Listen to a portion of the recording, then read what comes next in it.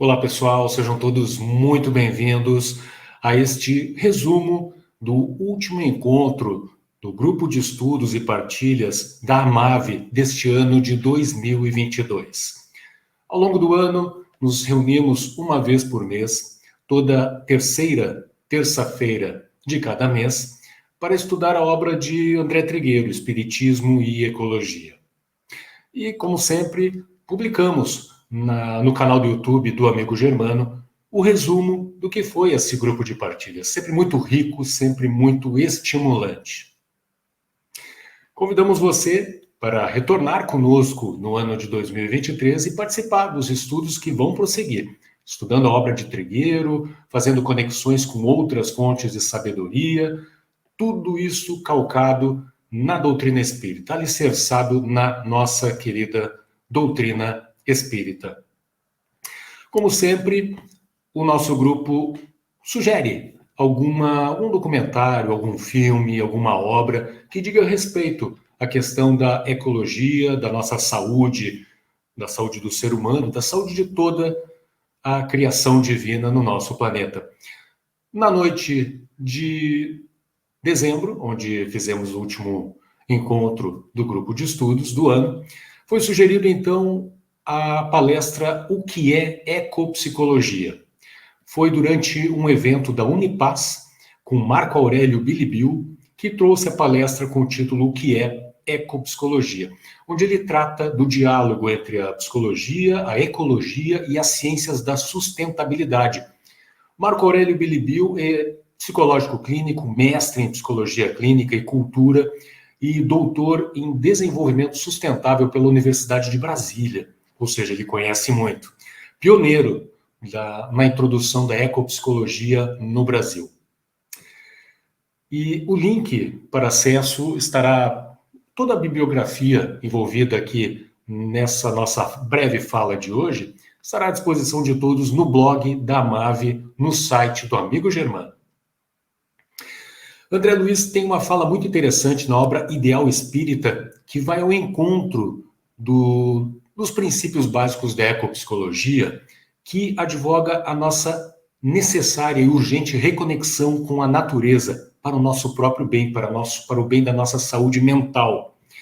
André Luiz, numa mão inversa, ele fala da ecopsicologia em Ideal Espírita, quando diz que, como usufrutuários do universo, saibamos, assim, que toda ação humana contrária à natureza constitui caminho a sofrimento. Retiremos dos cenários naturais as lições indispensáveis à nossa vida. Somos interdependentes. Não vivemos em paz sem construir a paz dos outros. Ou seja, a ecopsicologia nos aponta que a reconexão com toda a natureza é fundamental para a nossa vida.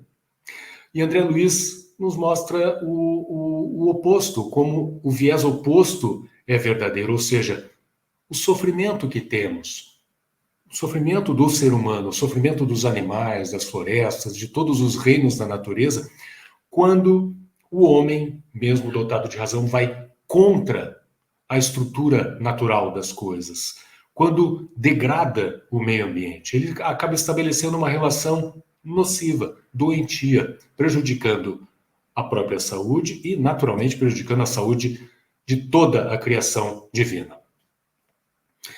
Pois bem, amigos, o objetivo da partilha de estudos e conhecimentos desse mês de dezembro foi a questão da pegada de consumo, a nossa pegada ecológica. Mesmo nos planetas e luas, por exemplo, onde a gravidade é mínima, se caminharmos por lá, deixaremos rastros. E aqui na Terra, que pegadas produzimos diariamente através dos nossos hábitos de consumo? Importantíssimo pensar sobre isso. E é por isso que o título de hoje é Pegada Ecológica, o papel do consumidor no século XXI. André Trigueiro, em seu livro, nos comenta que 96,3% dos lares têm uma televisão. Mais de 82% dos lares têm internet. Então, aqui a gente já tem uma ideia do que é a capilaridade da frustração. Por que frustração? Porque o marketing, a publicidade, nos dias de hoje, já faz algum tempo, nos seduz com produtos, com bens, com serviços, muitas vezes desnecessários de fato para nós, e que muitas vezes nós não podemos adquirir. Ou seja, todo esse sistema acaba sendo uma espécie de capilarização da frustração. Diz ainda Trigueiro, falando da frustração, considerando que a maioria das pessoas não tem dinheiro sobrando para comprar tudo o que deseja, ou que passa a desejar a partir das campanhas publicitárias, disseminam-se pacotes de frustração.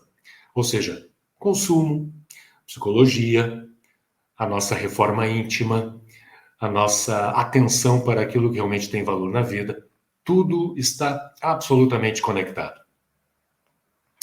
Ainda, conforme o Trigueiro, de acordo com dados do projeto Criança e Consumo, do Instituto Alana, com base na revista The Economist, como 80% das decisões de compra em uma casa vem das crianças, é para elas que os comerciais são feitos. Sem discernimento para realizar escolhas, mas com amplos poderes de decisão, a criança é o alvo predileto de muitos publicitários, o que pode gerar acalorados debates sobre os limites éticos de certas campanhas. Não por outra razão, segue Trigueiro, todos os 10 países com maior qualidade de vida do mundo têm restrições legais à publicidade dirigida às crianças. Importante isso. A ex-ministra do Meio Ambiente, senadora Marina Silva, definiu com precisão a relação entre as novas gerações e de consumidores e a situação atual do nosso planeta. Isso está na obra do Trigueiro. Diz ela, o triste é que as crianças estão substituindo o brincar pelo consumir, com graves consequências para elas e para o meio ambiente. Paradoxalmente, são as crianças, adolescentes e jovens os que mais têm se mostrado sensíveis à preocupação com a proteção da natureza. Mas, hiperestimulados ao consumo desde a mais tenra idade, não conseguem fazer ligação entre seus sinceros ideais de preservação dos recursos naturais, sem os quais serão prejudicados no futuro, e o desenfreado consumo que, ironicamente, vai, aos poucos, os transformando em exterminadores de si mesmos. E esse talvez seja um exterminador do futuro mais preocupante, muito mais do que a ficção cinematográfica, do que o filme que tem o mesmo nome. E aí, interessante e importante abrir espaço para as crianças, para os jovens, os adolescentes, colocarem a sua imaginação a campo, para converter ideias que eles tenham em iniciativas absolutamente importantes e que decretam o uso sustentável de recursos, por exemplo. Aqui em casa nós temos um exemplo. O nosso pequeno aqui, ele deu uma sugestão muito interessante e que acaba redundando numa economia de água tremenda, uma economia diária tremenda de água. Usar os baldes. Estamos vivendo aqui em pleno inverno europeu, eu falo aqui de Portugal, e até que a água aqueça no banheiro, muita água acaba indo fora. Água fria, gelada, que nós não aproveitamos para o banho, vai fora, vai diretamente fora. E é muita água mesmo. É o equivalente a quase um balde inteiro cheio de água que é colocado para fora. No momento em que a água, sabemos todos, é um grande problema de caráter mundial, de caráter disseminado por todo o planeta. Nós estamos vendo aí países vivendo secas extremas, questões envolvendo a agricultura, as consequências dessas secas e por aí vai. Ou seja, se abrirmos espaço, tirarmos os pequenos dos celulares, dos tablets, enfim, do mundo, às vezes, fantasioso no qual eles vivem, e convidá-los a raciocinar, a pensar maneiras de como tornar sustentáveis os usos de recursos fundamentais como a água, ideias interessantíssimas como essa vêm à tona. Estamos aqui, então, hoje, todo santo dia, são 3 baldes de água que economizamos por dia. Fazendo uma conta, cada balde aí tem 15 litros, mais ou menos, por peça, são quase 50 litros por dia, estamos falando de quase mais de 300 litros por semana, 1.200 litros por mês, e assim vai, é muita água. Imagina se todo mundo fizesse a mesma coisa, não é? Ainda segue o Trigueiro falando que novas gerações de consumidores crescem sem perceber a relação que existe entre consumo e meio ambiente. E o que é mais preocupante, repetindo clichês do movimento ambientalista, como, aspas, cuide do planeta hoje para que nossos filhos e netos tenham direito a um futuro, protejam as baleias ou ainda salvem a Amazônia, ignora-se a dimensão política presente no ato do consumo. Quando escolhemos de forma consciente o que nos convém consumir, evitando excessos e adotando marcas comprometidas com a sustentabilidade, estamos assumindo o papel que se espera de um consumidor do século XXI. E eu acrescentaria mais, e o grupo acrescenta mais aqui da MAVE. Estaríamos assumindo, de vez, de forma definitiva e sustentável, o papel de cristãos espíritas consumidores do século XXI. Porque, afinal de contas, nós não estamos aqui de passagem, nossa passagem pelo mundo da matéria acontece com frequência, estamos ora aqui, ora acolá na espiritualidade, e enquanto estivermos aqui, é dever fundamental, dever cristão, de que nós tomemos conta, fazendo para com a natureza aquilo que gostaríamos que a natureza retribuísse em nossa direção. Ou seja, cuidando de todos os reinos da natureza para que os tenhamos sempre belos, sempre plenos de recursos para nós, para as gerações futuras e para nós mesmos, se tivermos a bênção de reencarnar num mundo renovado, num mundo regenerado que está a caminho. Então, esse papel de um consumidor consciente, de um consumidor que não deixa pegadas, ou deixa pelo menos pegadas mínimas, cada vez menores, de sujeira consumista nesse nosso mundo, é sim um dever cristão, sobretudo, um dever franciscano.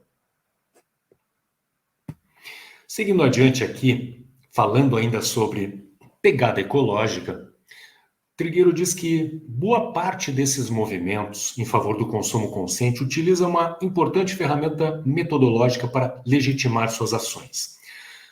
A pegada ecológica, Ecological Footprint, revela o espaço físico do planeta que cada um de nós precisa ter exclusivamente para suportar o nosso estilo de vida. Ou seja, mostra a energia e a matéria-prima de que necessitamos, além do espaço para armazenar todo o lixo que produzimos durante um ano. Para conhecer sua pegada ecológica, a pessoa deve responder a um questionário que apura diferentes hábitos de consumo, como, por exemplo, qual o meio de transporte normalmente utilizado, hábitos alimentares, que a gente bate tanto nessa tecla aqui no grupo de estudos da MAVE, Amigos do Meio Ambiente e da Vida, uso de eletrodomésticos, tempo de banho, etc. A resposta é expressa em hectares de terra que precisam existir apenas para satisfazer a estes hábitos de consumo, além de uma projeção de quantos planetas seriam necessários se toda a população da Terra tivesse os mesmos hábitos. O método, criado no início da década de 90, pelos pesquisadores William Rees e Matthijs Wackernagel, vem sendo utilizado por diversas organizações para aferir a pegada ecológica de pessoas, cidades, países e até do planeta. E aí? Nós, cristãos, espíritas, conscientes, tendo à disposição todo o cabedal científico cada vez mais impactante que temos nos dias de hoje, e também tendo à disposição todo o conjunto de referências que se encontram na nossa doutrina espírita sobre os cuidados com reino animal, reino vegetal, reino mineral e todo o conjunto do meio ambiente? Estamos refletindo, de fato, sobre que pegadas estamos deixando nesse momento? Será que nós temos a ideia, a noção, todos nós, de que o relógio cósmico está avançando implacavelmente rumo a patamares ambientais planetários cada vez mais críticos, plenos de eventos climáticos extremos, plenos de destruição, plenos de causas de mobilização, de deslocamento de populações, de povoados inteiros por conta destes eventos climáticos? Será que estamos conscientes das consequências de nossas pegadas ecológicas em relação aos nossos irmãos de jornada vegetal, o reino animal e nós mesmos no reino hominal, sabedores que somos, pela nossa amada doutrina espírita, que todos estamos no mesmo processo evolutivo? São perguntas fundamentais e esse é o caráter do grupo de estudos dos Amigos do Meio Ambiente da Vida, que continuará em 2023 e você está convidado a se inscrever e participar conosco. Não é um simples grupo de estudos, é um grupo de partilha de conhecimentos, de reflexões e de proposições concretas de ações, atitudes que possam fazer a diferença. Amigos, continuando então aqui na pegada na questão da pegada ecológica, se a nossa, diz ainda André Tegueiro no livro, se a nossa demanda por recursos do planeta continuar a aumentar no mesmo ritmo entre 2030 e 2040, nós precisaremos do equivalente a 2 planetas Terra para manter o nosso estilo de vida, como disse o diretor da WWF, James Lipp. Como não há mais do que um planeta disponível, óbvio, sabemos disso, é melhor fazer bom uso dos recursos disponíveis para que não falte o necessário. O cálculo da Global Footprint sobre a rapidez da exaustão dos recursos da Terra, vejam só isso. Em 2021, o estoque de recursos do planeta, dentro dessa sistemática de cálculo, esgotou-se em 29 de julho. Ou seja, consumimos em 2021, em 7 meses, os recursos naturais que deveriam durar 1 ano. O que falta para preencher esse ano, os outros 5 meses, é déficit, é cheque especial devedor, é conta negativa. Estamos, então, explorando o planeta, explorando todo o conjunto da vida no planeta, de uma forma tal a nos aproximar de um ponto crítico de não retorno. Sobre o ponto de não retorno, eu sugiro a todos que assistam, tá aqui no nosso canal do YouTube, o grupo de estudos, a palestra que tivemos dentro do grupo de estudos de Sinué Neckel Miguel, que fala exatamente, entre outras tantas coisas gravíssimas, fala sobre esse ponto de não retorno, por conta da nossa degradação, da nossa indiferença e da nossa ignorância, que está cada vez mais próximo. Amigos, retiramos da natureza cada vez mais rapidamente em relação à capacidade dela de reposição. E as nossas pegadas? Pegadas e mais pegadas. As notícias são tantas que poderíamos falar horas a respeito disso. Por exemplo, a poluição atmosférica mata 9 milhões de pessoas por ano. 9 milhões de mortes prematuras no ano de 2019. A estatística tem ainda um delay aqui, esses números podem ser, talvez, piores, né? Podem ser atribuídas à poluição, o que representa 1 em cada 6 óbitos. Esse número praticamente não sofre alterações desde 2015, conforme um estudo publicado na revista The Lancet Planetary Health. Só a poluição atmosférica causa 6,5 milhões de mortes prematuras em termos globais. E esse número tem vindo a aumentar. Os países de mais baixos rendimentos são os mais afetados. E aí me vem à cabeça o continente africano. Continente africano, posso estar errado nos números, mas estruturalmente é por aí. A África é responsável por cerca de 1% das emissões que desestabilizam a atmosfera e todo o sistema ecológico planetário. Mas sofre muito mais pelo retorno, pelas emissões feitas pelos demais países, os países desenvolvidos, Estados Unidos, o continente europeu, a China, o Sudeste Asiático, enfim. Complicado isso. Ainda, então, aqui nós estamos falando de um outro ponto muito importante, que é a justiça ambiental, ou seja, não estão a poluir o planeta, mas estão a sofrer tremendamente com isso.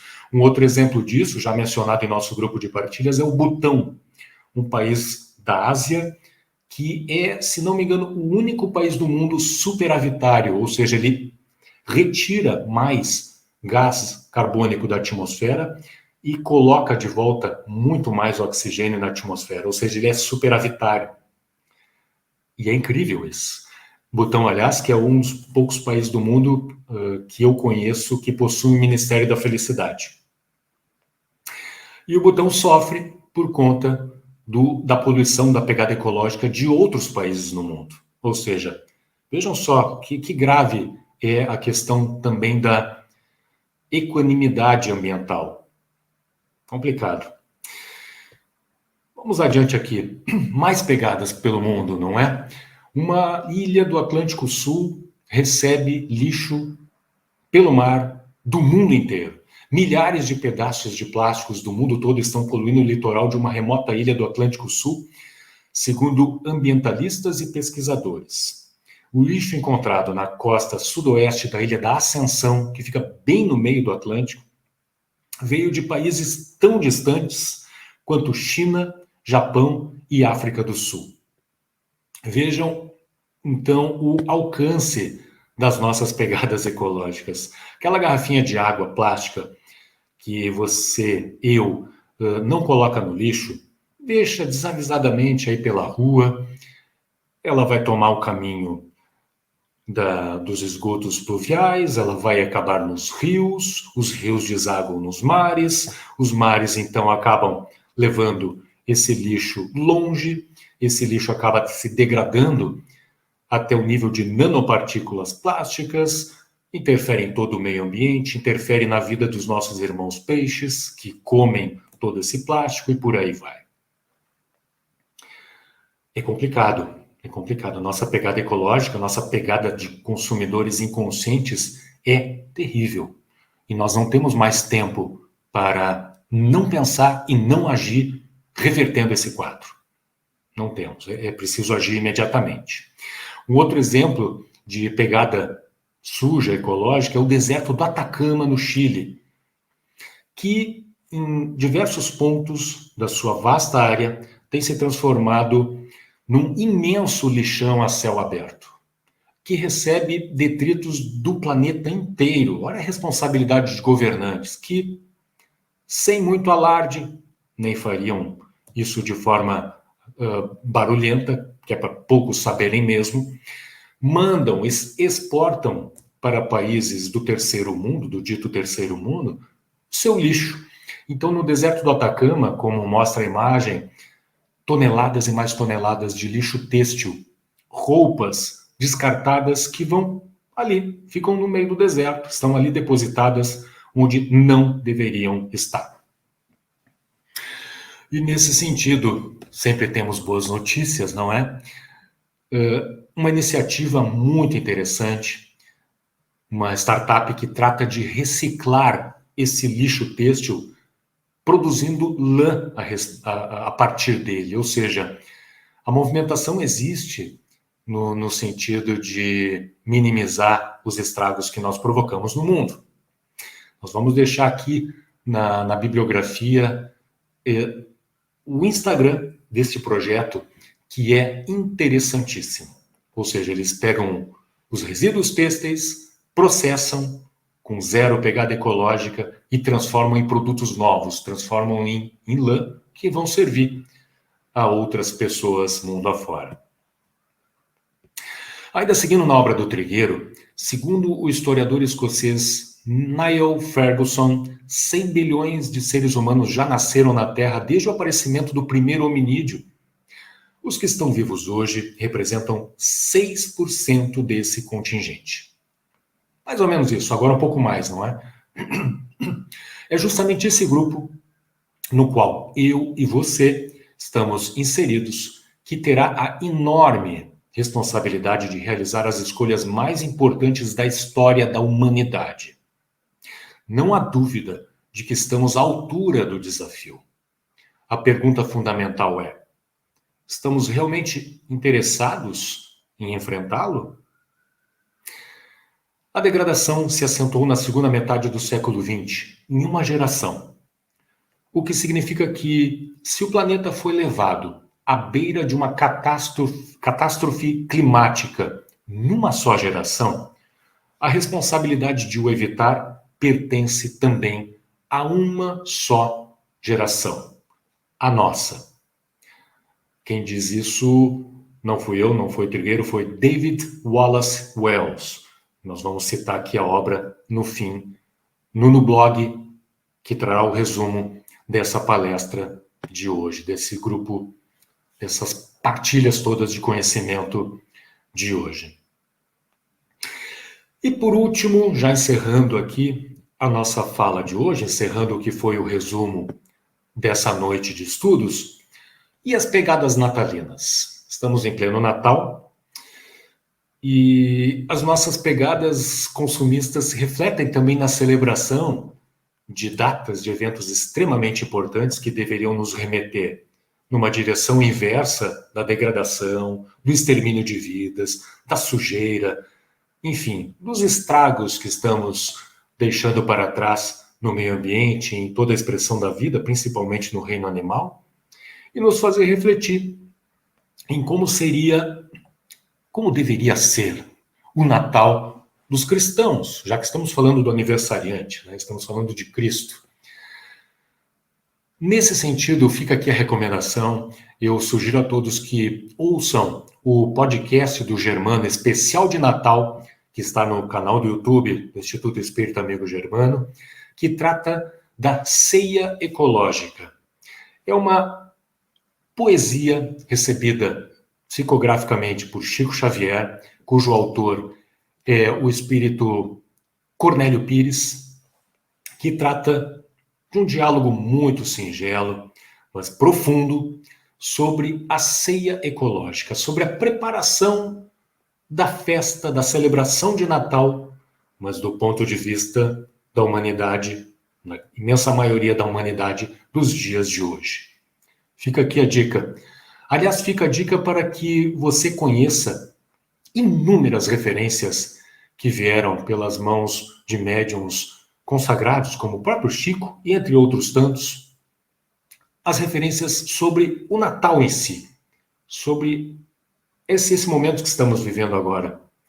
Muito, muito importante, porque nós do movimento espírita muitas vezes deixamos de lado isso. Não queremos, talvez, refletir sobre os impactos dos nossos comportamentos no Natal sobre os demais reinos da natureza. E não dá mais para ignorar esse ponto. Não podemos mais ignorar porque a informação aí está à disposição de todos. Não podemos mais sermos tão indiferentes porque o cenário de degradação ambiental e de dor espalhado por todos os reinos da vida, notadamente o animal, é muito grande.